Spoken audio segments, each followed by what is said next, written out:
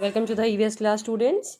So now in this video we will see about the islands, just because in the previous two videos of this chapter we have already completed the coastal plains. So now in the islands, let's see what is written in your book. Off the coast deep into the sea are some small pieces of land surrounded by water on all four sides. These are called islands. So now जब आप समुद्र की गहराई में और आगे जाते हैं तो कई कई जगह पे ऐसे ही स्ट्रक्चर आपको देखने को मिलेगी। यहाँ पे जो पिक्चर है इसको अगर आप ध्यान से देखिए, चारों तरफ से लैंड से एरिया से ऑक्यूपाई हो गया है, जिस वजह से ये वाटर बॉडी एकदम अलग हो गई है। तो ऐसा ही स्ट्रक्चर होता है एग्जैक्टली आइलैंड्स का। यहाँ पे दो ग्रुप ऑफ आइलैंड्स हैं इंडियन पेनिनसुला के दोनों ही साइड में।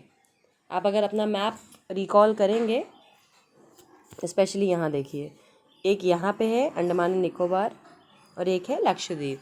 तो दोनों साइड में आपको आइलैंड्स दिख जाएंगे। The Andaman and Nicobar island are situated in the bay of Bengal. Andaman Nicobar कहाँ है, किस वाटर बॉडी में? बे ऑफ बंगाल में। There are a group of about 300 island. इस आइलैंड के अंदर छोटे छोटे छोटे छोटे 300 आइलैंड्स का ग्रुप बना हुआ है। इसकी कैपिटल है पोर्ट ब्लेयर, इसको मार्क करिए, this is really important. These islands are hilly and covered with forest. Here too only a few of the islands are inhabited, mostly by tribal groups. Only 38 islands are inhabited. Inhabitation यानी जहाँ पे लोग रहते हैं। तो यानी उन 300 islands में सिर्फ 38 आइलैंड्स ऐसे हैं जहाँ पे लोग रह रहे हैं, बाकी पूरा खाली है, क्योंकि ये स्पेशली पहाड़ी एरिया है और जंगलों से घिरा हुआ है। क्योंकि आप आइलैंड्स को ये समझ सकते हैं कि वो एकदम वाटर बॉडी में है, तो बिल्कुल ही आइसोलेटेड है मेनलैंड से। डिड यू नो, देखिए, the famous cellular jail is in Andaman. Cellular jail बनाई जाती है जो बहुत ही बड़े वाले क्रिमिनल्स होते हैं, जो बहुत ही डिफ़िकल्ट टाइप के क्रिमिनल्स होते हैं, उनको इस एरिया में रखा जाता है। ठीक है। नाउ लक्षद्वीप आइलैंड आपने देख लिया, बे ऑफ बंगाल में अंडमान निकोबार आइलैंड से।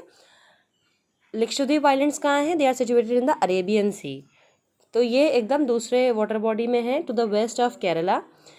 इस आइलैंड्स में 36 आइलैंड्स हैं। इसकी कैपिटल है कावारत्ती, इसको इम्पॉर्टेंट मार्क कर लीजिए। ये आइलैंड जो है वो बिल्कुल जनरली फ्लैट है, क्योंकि यहाँ पे बहुत सारा कोरल डिपॉजिट्स होता है। जो कोरल मैंने आपको बताया था पिछले वीडियो में, कोरल रीफ्स जो होती हैं।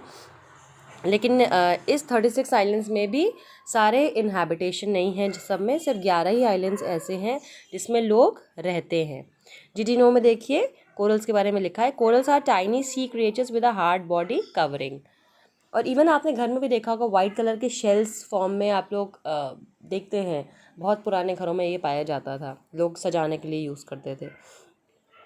So fine, this was all about the islands. Islands को हम मैप में ब्लू कलर से डिनोट करते हैं, और बहुत ही खूबसूरत एरिया है आइलैंड्स। पिक्चर्स में आप दोनों ही आइलैंड्स के पिक्चर देख सकते हैं, तो आपको थोड़ा बहुत आइडिया हो सकता है कि चारों तरफ पानी और बीच में लैंड एरिया, तो वो कितना खूबसूरत होगा। So now in the end of this chapter, importance of the coastal plains and islands देखते हैं। First point, many ports are found along the coast, they are important for inland and foreign trade. मैंने आपको बताया था, ये जितने भी coastal areas पे पोर्ट्स हैं, बंदरगाह हैं, ये हमारे नेचुरल हार्बर्स का काम करते हैं, जहाँ से बड़ी बड़ी शिप सामान को लेके आती जाती है, ना कि सिर्फ अपने देश में बल्कि फॉरेन कंट्रीज़ में भी थ्रू वाटरवेज ट्रैवल करती है। Second point, we also have many important harbours, वो हम नाम ऑलरेडी देख चुके हैं, आपको याद होना चाहिए। वेस्टर्न कोस्टल प्लेन में 3 थे, ईस्टर्न कोस्टल प्लेन में 2 थे।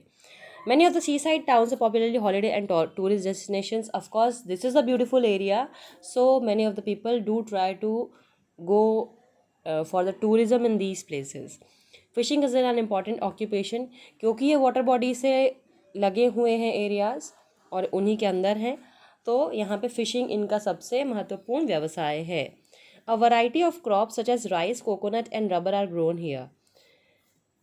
यहाँ पे चावल, नारियल और रबड़ बहुत ज़्यादा उगाया जाता है।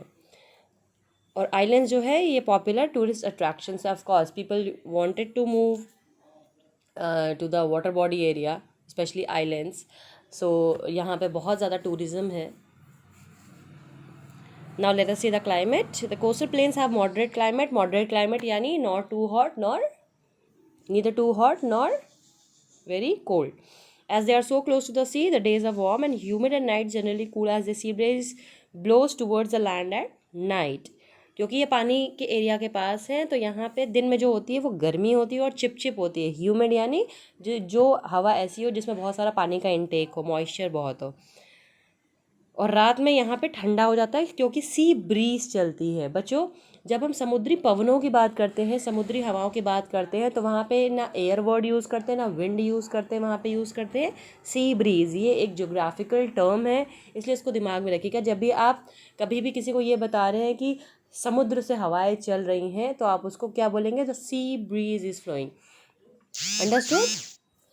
तो ये आपके लिए एक इम्पॉर्टेंट टर्म भी है ज्योग्राफी का. So I hope I have told you all the informations about the coastal plains and the islands. With this, I am closing this video and we will be moving towards the exercise part.